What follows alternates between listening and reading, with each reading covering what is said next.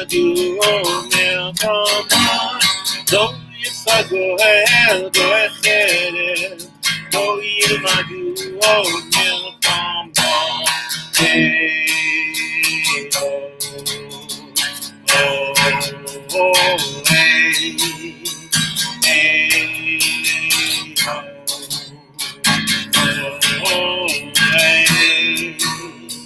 Don't walk in front of me, I may not follow. Don't walk behind me, I may not lead.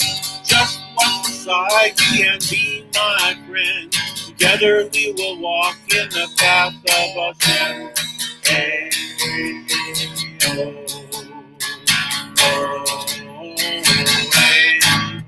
Yisagoy el goy cheref, ילמדו עוד מלחמה. Yisagoy el goy cheref, ילמדו עוד מלחמה. לא יסגוי אל גוי חרב, לא ילמדו עוד מלחמה. לא יסגוי אל גוי חרב, לא ילמדו עוד מלחמה.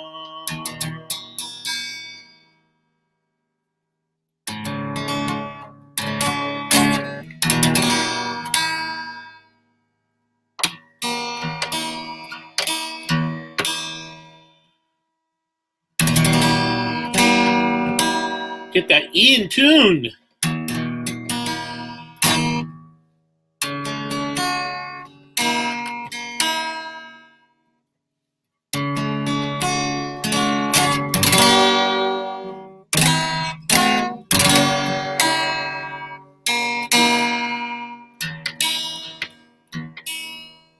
Close enough. Shabbat Shalom, everybody. It's been a while. We're back. Shabbat Shalom to all of you. And may you have a weekend of peace and joy and tranquility and harmony. As tonight we embrace a discussion about argument and disagreement. And when is it really worth it? And when are we really listening? And if we're not listening, what can we do to change that? And I'll tell you what I learned this week.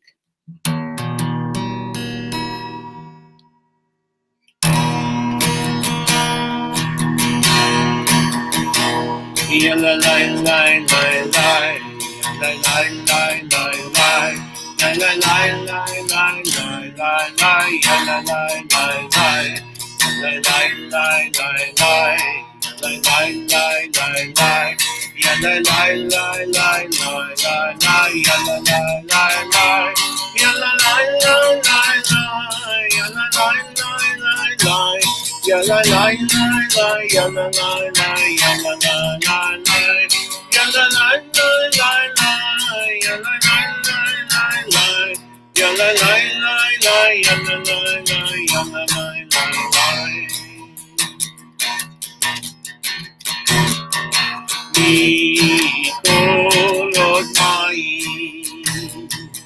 מים רבים אדירים מסתרע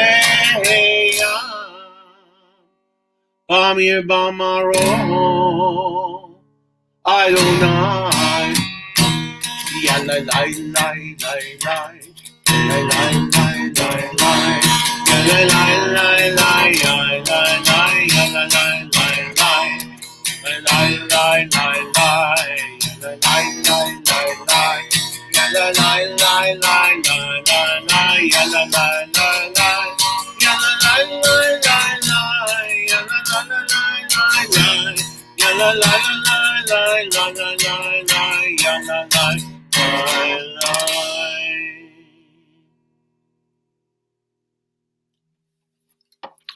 I'm hoping that some of you are out there and that I can see you and say Shabbat Shalom and that we can do the blessing over the candles together and enjoy ourselves. I'm going to first make sure that we are on, and it looks like, let's see, and there we are. Good. Okay, Shabbat Shalom. Let's all take a deep breath.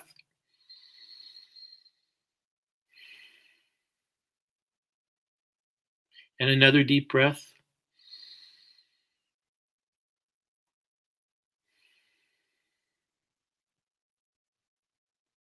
Shabbat is love. Shabbat is loving care. Shabbat is kindness. Shabbat is understanding. Shabbat is peace. What is Shabbat to you? What do you take from Shabbat and what do you give to Shabbat? All that Shabbat wants you to give is give over your stress, your angst, and a little bit of relaxation, a little bit of calm and breathing. Because we all have learned over the last year or two that what we have here is what we have in the moment and nothing more. Baruch atah Adonai Eloheinu melech haolam asher kitshanu b'mitzvotav v'tzivanu lehadlik ner shel Shabbat.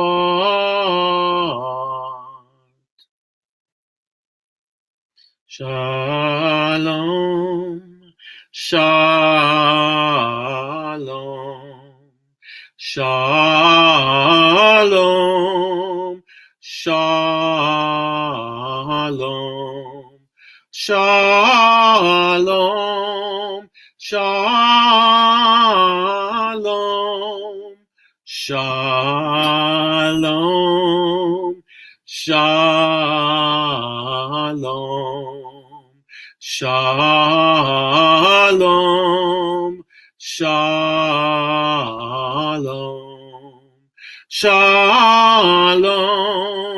shalom, shalom, shalom.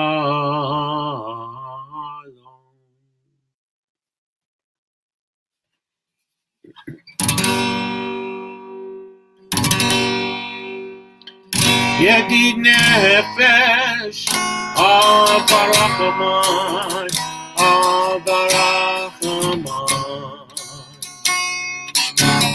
Meshokav decha el retzonecha, el retzonecha. Yarutav decha b'moya yishtakav.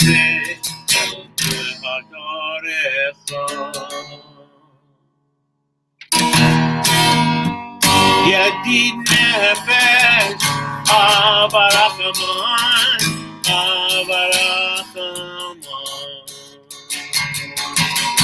Meshokav decha el retzonecha, el retzonecha.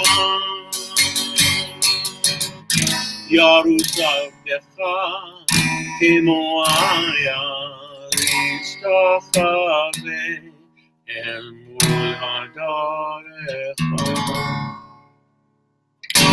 Yedid nefesh avarachman, avarachman, avarachman, avarachman.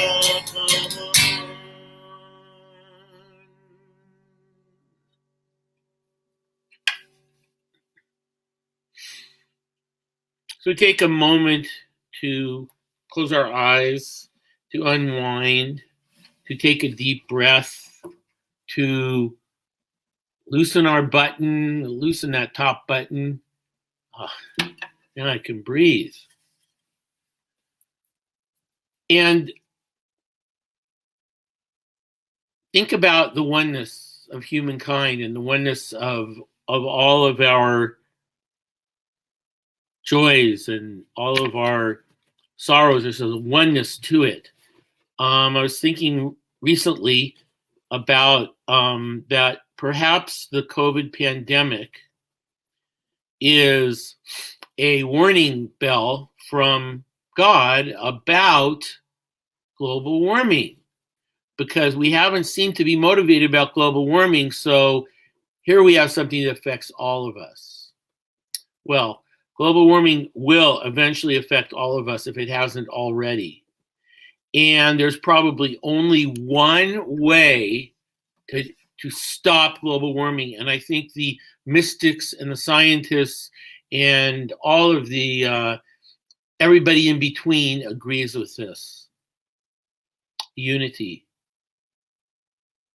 We must come together in a way that the enemy is global warming and the alliance is all of us, all of the countries in the world, banding together to save, replenish, and protect our resources. So I dedicate the Shema to that vision tonight.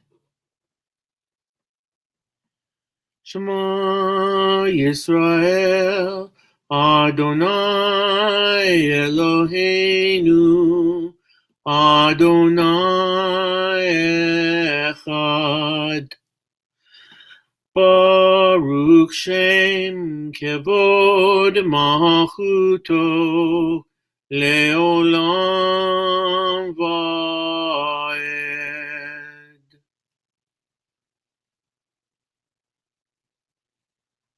That prayer has been said pretty much in the same way over the years, over the decades, over the centuries, over the millenniums. The Shema is about the oneness that we can be, the oneness that we aspire to be, the oneness that is possible.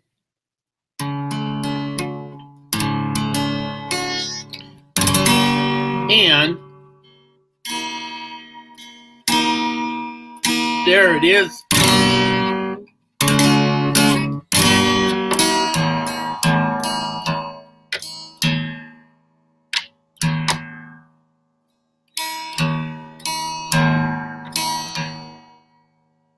Some little 2-year-old hands got hold of my guitar this week and put it way out of tune. So I'm going to do the best that I can.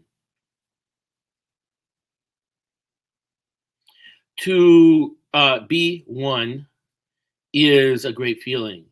And the song Eli Eli talks about the never-ending oneness that we have in our universe.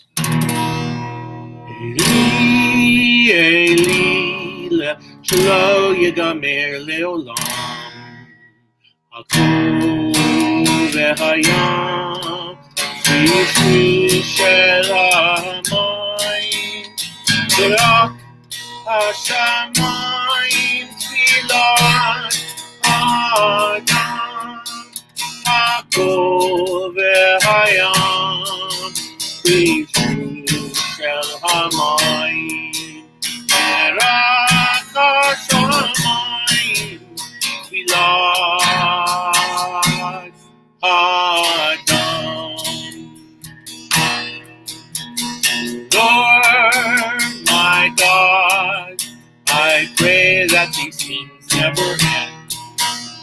The sand and the sea, the rush of the water, the flash of the heavens, the prayer of the heart, the sand, the sea, the rush of the water, the flash of the heavens, the prayer of the heart.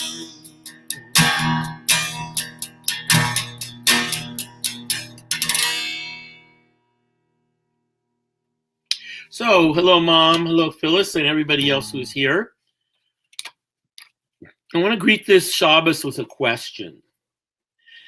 And the question is, why do we argue? Why do we have different points of view?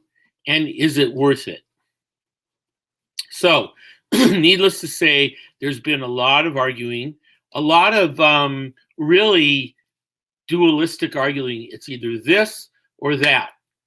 And you believe either this or that.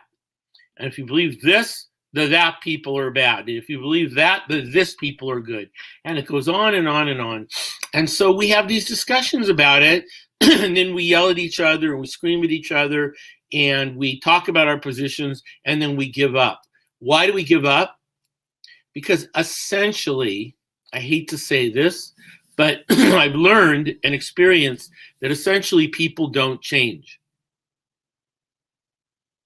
People essentially don't change unless they are uncomfortable.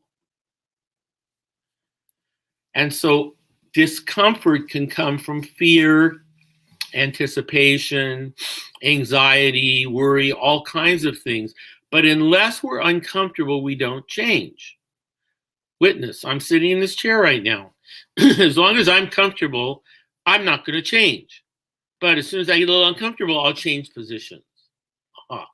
So the answer there that we learn is that we cannot change people, but if we love them enough or we care about them enough, we can make them uncomfortable. And I don't mean in a manipulative way. I mean uncomfortable in a pensive way. So how do we have an argument? Well, one of the things that I learned this week is the first thing you have to do is listen. And you give the other person a chance to say their point of view until they have no more to say. Unless they're one of those people who goes on and on and on, and then sometimes you have to cut them off or cut them a little bit short politely. But essentially, listen to what they have to say. And here's the big one, and I learned this week in a study group, a study cohort, that instead of immediately thinking, yeah, but, we need to think of what they said and then questions about what they said. So when you say so-and-so, what do you mean? And when you say you feel this way, what do you mean? How do you feel? And questioning is much safer than judging. So questions are much more safe than judgment. So you start off with the questions and find out what they believe. And sometimes I am willing to immediately, especially because I work with teenagers and they make such great points, not always go to, yeah, but this is what I think, but to pause and really reflect on what they've said and what it means to me and what it means to them and what the questions are. So in antiquity, as in ancient times, the practice was that if you went before the Sanhedrin, my understanding is, and you had an argument, you had to authentically and with integrity state the argument of your opposition in a way that was convincing. And then the rabbis would hear your point of view. So-and-so thinks this way because they believe this and they believe that. And the reality is that this and that are true to them because this and that. And then you can come over to presenting your own case. So that's a really, really good exercise. Take something right now that you really know you're right about, that you believe firmly enough that you think it should be that way for everybody.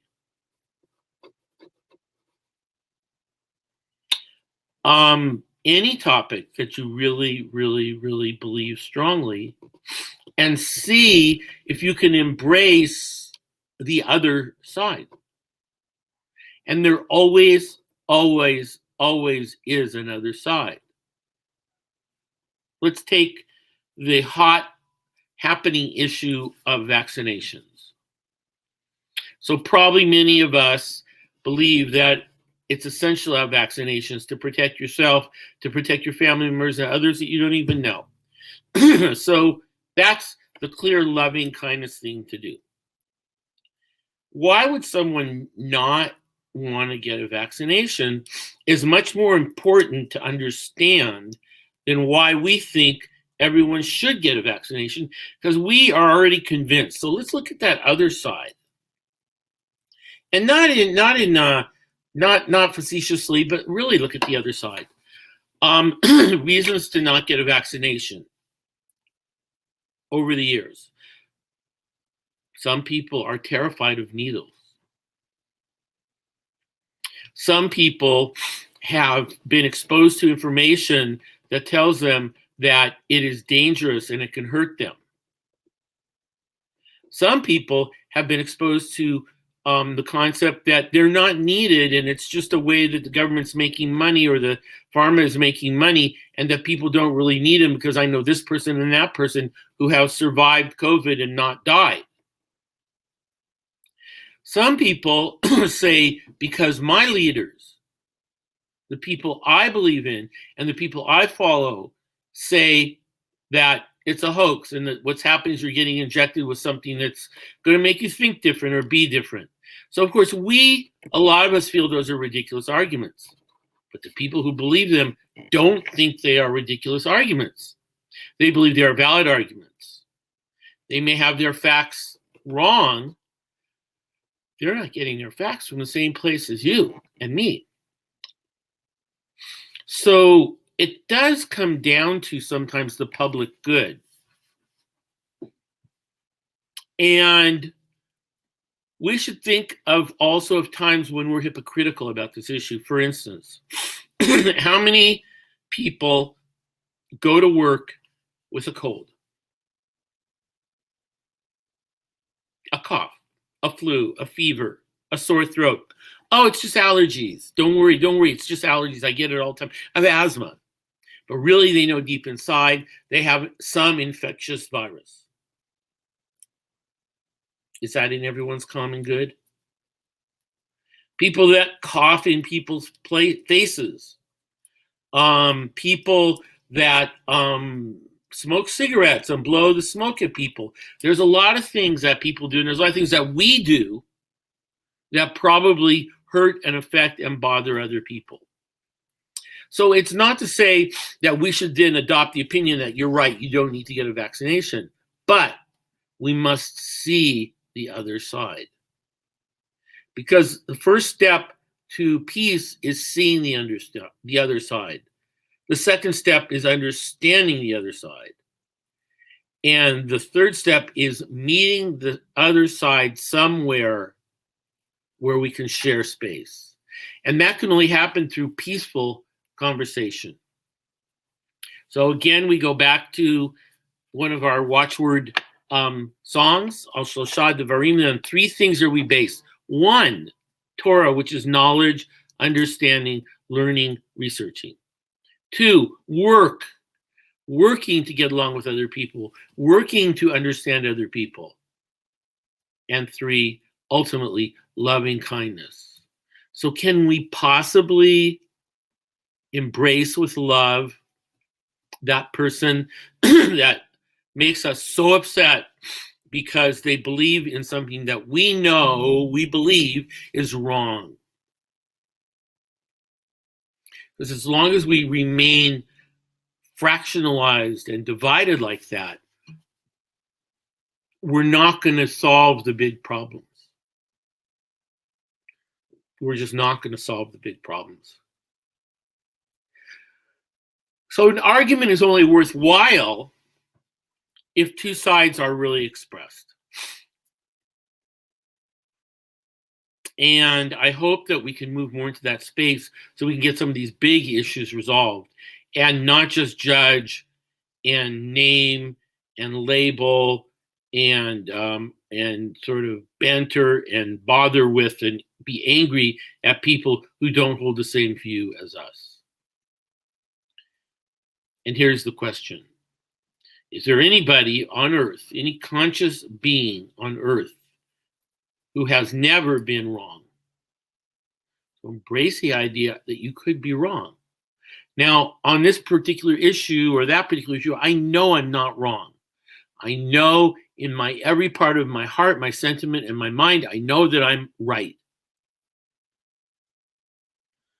Do I also know that others believe something differently? Yes. And what are we going to do with that? How are we going to come together and work together for the common good, the common fairness, the common equality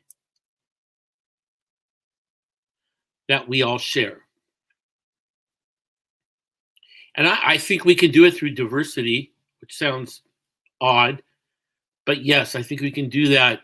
And again, through loving care, loving kindness, and really some hard work mixing it up. Al-Shosha Devarim, Al-Shosha Devarim, Al-Shosha, Shosha Devarim, Olam, Olam, Omer, Al-Shosha Devarim, Al-Shosha Devarim, Al-Shosha, Shosha Devarim, Olam, Olam, Omer, Al-HaTorah, Ve'al-Avodah, Ve'al-Gemilut HaSadim, Al-HaTorah, Ve'al-Avodah, Ve'al-Gemilut HaSadim.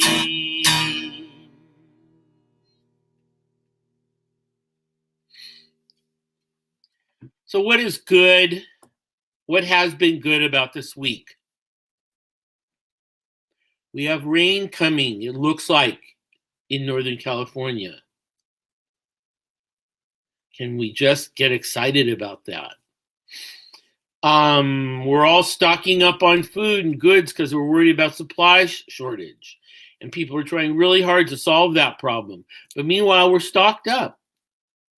And we're stocked up with basics that we can eat and have so that we will not starve like so many other people in the world.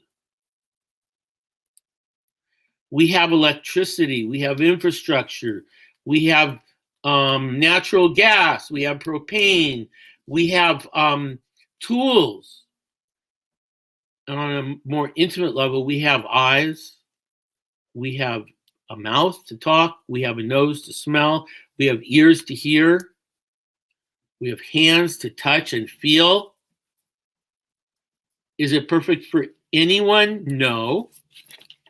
But it's the imperfection that we share. And what else is good? Just right now, name 3 things that are good in your life. 3 things that you appreciate.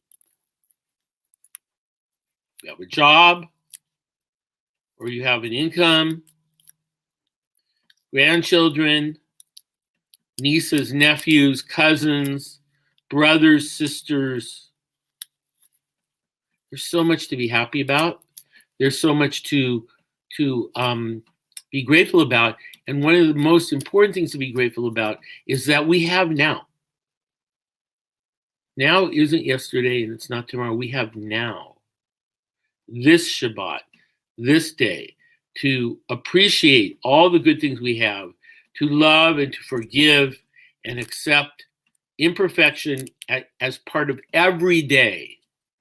As part of every day, and to follow the sort of dot-to-dot coloring book concept of life. We move from one thing to the next thing, to the next thing, and next thing, and we wouldn't have gotten to the next thing if we hadn't gone way back from that other thing that's way far back.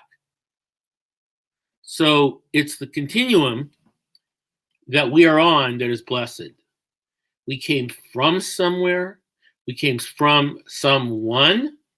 We may not know that far back, but we came on a continuum. There wasn't suddenly someone, and then it became a continuum. The continuum goes all the way back, right? Every one of us goes all the way back to the beginning. That is awesome.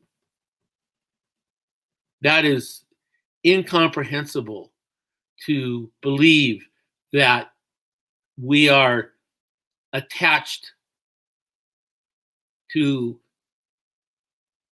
the energy and the flow that came before us and the energy and flow that will come after us. But right now, we are the energy and flow.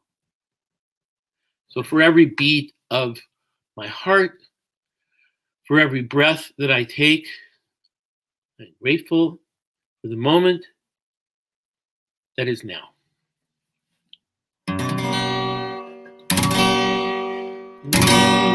Today, while the blossoms cling to the vine, I'll taste your strawberries, I'll drink your sweet wine. A million tomorrows shall all pass away, ere I forget all the joys that are mine today.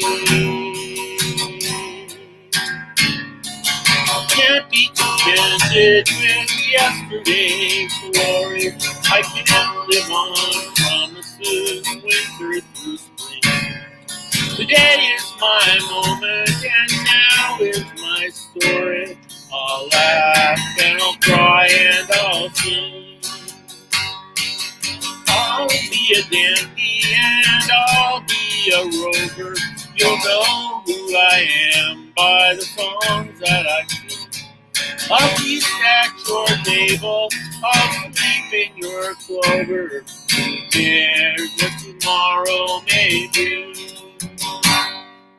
Today, while the blossoms cling to the vine, I'll taste your strawberries, I'll drink your sweet wine. A million tomorrows shall all pass away, ere I forget all the joys that are mine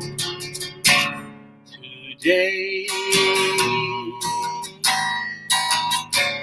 Today.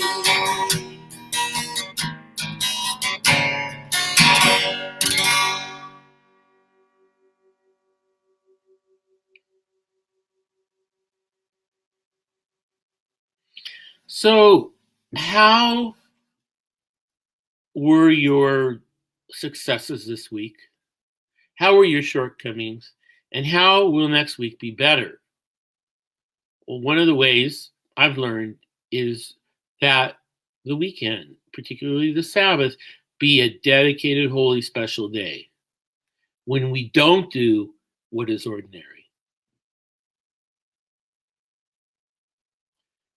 We read, we study, we sing, we sleep, we chat, we talk, we commune, we gently hike and gently bike. We do all these things that nurture our body and our soul. And hopefully we eat well and we eat mindfully and thoughtfully in a way that we reach the ultimate Jewish eating dictate, which is kashrut. And reminding everyone that the word kasher means fit. So I view kosher as being fit, eating that which is fit to eat. Just another way of looking at kashrut. And by the way, a great rabbi I know once said that you're not really supposed to get any reward from keeping kosher, but if you do keep kosher, one of the benefits, one of the perks is you never put anything in your mouth without thinking about it first, which I think is really, really awesome.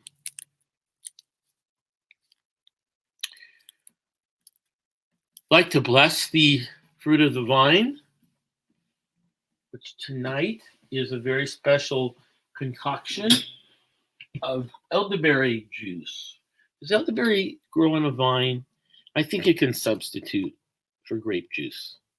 It will have to do, because I live outside the box, and it makes a lot of things okay that might not have been okay if I always spent all my whole life inside the box. Outside the box means stretch your imagination and your tolerance and your willingness to look at things differently. Baruch atah Adonai Eloheinu melech haolam, borei peri hagafen. Baruch atah Adonai Eloheinu melech haolam, asher kitshanu b'mitzvotav v'ratzavanu. B'shabbat kodsho be'ahava uvratzon hinchilanu. Zikaron lemase v'reshit, ki hu yom tehila lemikra kodesh, zecher litziat Mitzrayim. Kivanu v'acharta, v'yotanu kidashta mikol amim. En Shabbat kodshecha ve'ahava uvratzon hinchaltanu. Baruch atah Adonai mekadesh hashabat lechaim.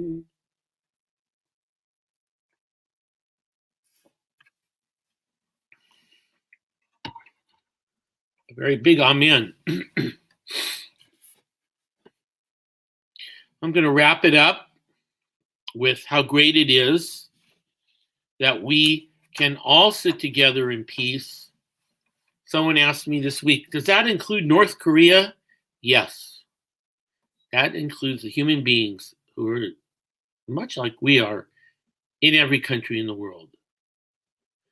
I had a little advocacy this week thinking that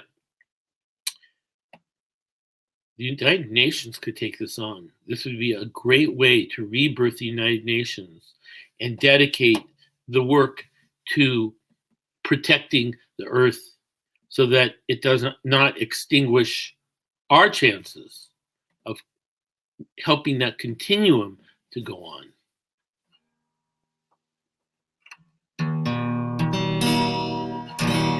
Hine ma tovu manayim, shevet achim gam yachad. Hine ma tovu manayim, shevet achim gam yachad. Hine ma tov, shevet achim gam yachad.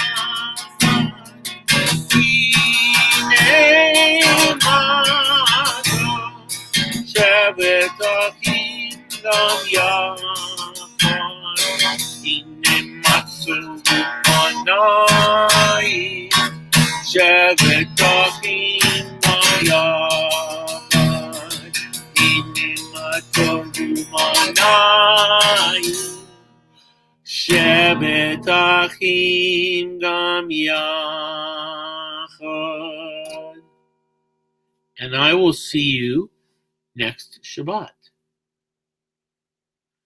Shalom, shalom, shalom, shalom, shalom, shalom, shalom, shalom.